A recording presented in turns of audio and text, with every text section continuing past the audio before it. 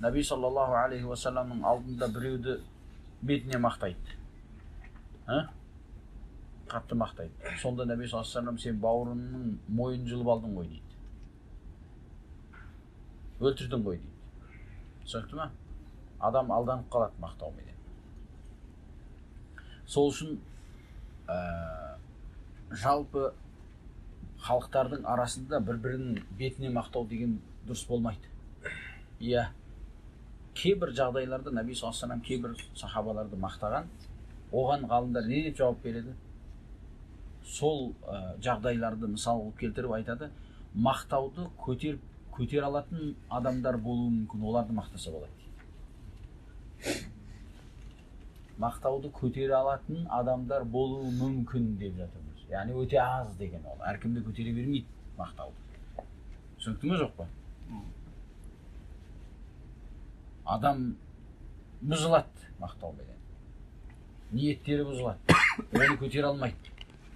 Сол үшін Шейх ал-Ислам рахимахулла айтады, мақтауды жақсы көру менен, адамдардың қолындағы нәрсені дәмету менен, осы екі іспенен ықылас жиналмайды дейді бір жүректе. Түсінесіңдер ме жоқ па?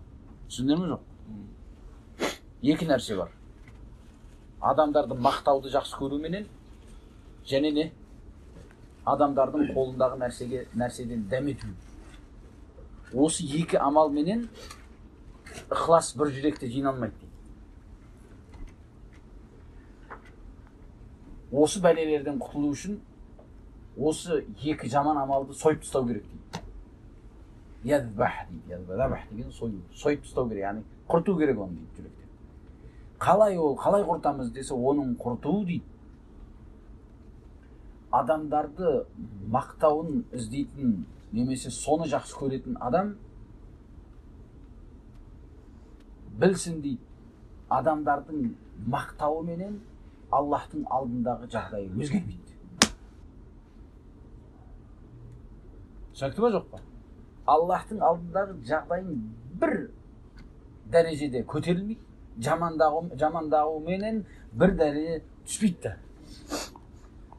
Оған анық тек жүректен, шын жүректен сену керек. Жалпы адамдар туралы айтып жатырмыз.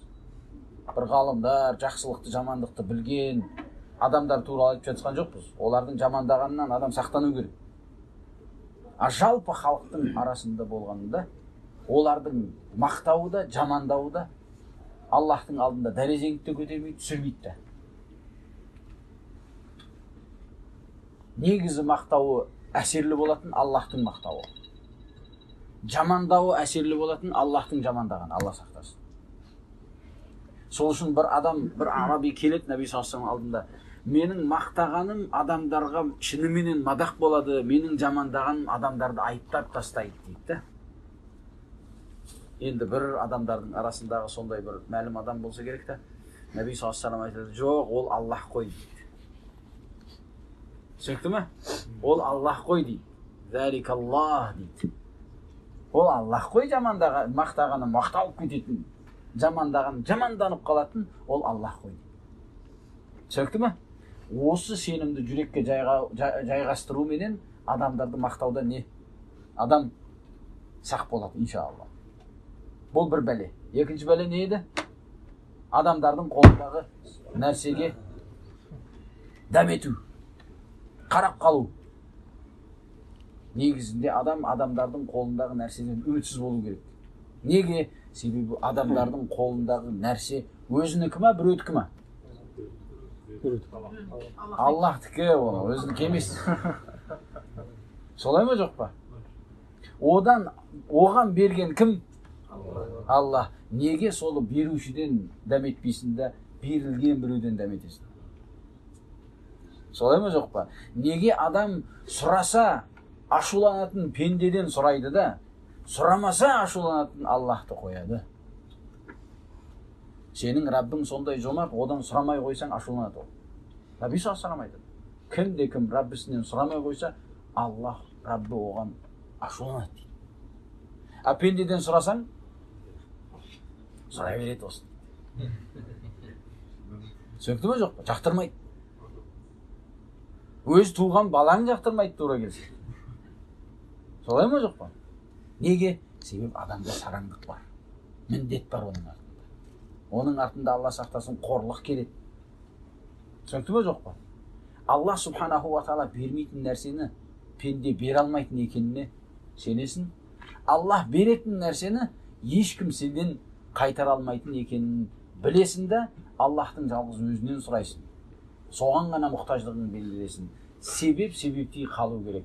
Осы нәрсені жүрекке сыңдырсаң, дейді Шейхұл-Ислам Тайми рахимахулла, осы екі үлкен бәледен құтыласың.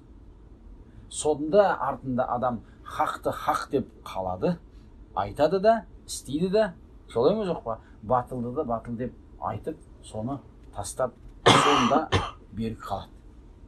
Сол үшін адамдардың мақтауына да ұшпау керек, жамандағанынан да қорқпау керек.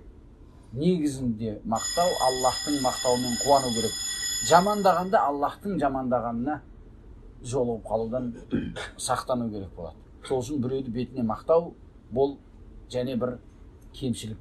Тек қана егер бағанағы айтылғандай, ғалымдар айтқандай, мақтауды көтере алатын адамға мақтаса мүмкін болады шығар. Тура Ибн Аббас радиаллаху анхуды Омар сахабаларының алдына алып келіп, бағанағы тафсирдің мағынасын, Құранның тафсирінің мағынасын не айтып бергенде дәрежесін көрсетіп қойып жатыр.